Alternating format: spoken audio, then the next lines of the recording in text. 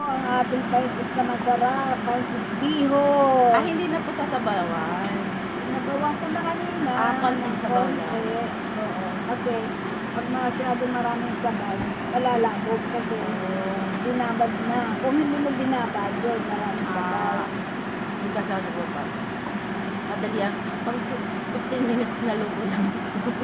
Di ba mas matagal yun pag hindi mo binabad? Hindi po. Matagal luto. Ayos lang po. Pinapakuluan. Yan ang sabaw.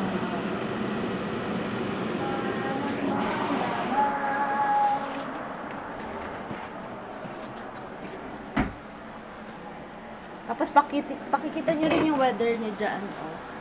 Ayan. Ayan. Araw na. Tatanim na tayo dyan. Ganon.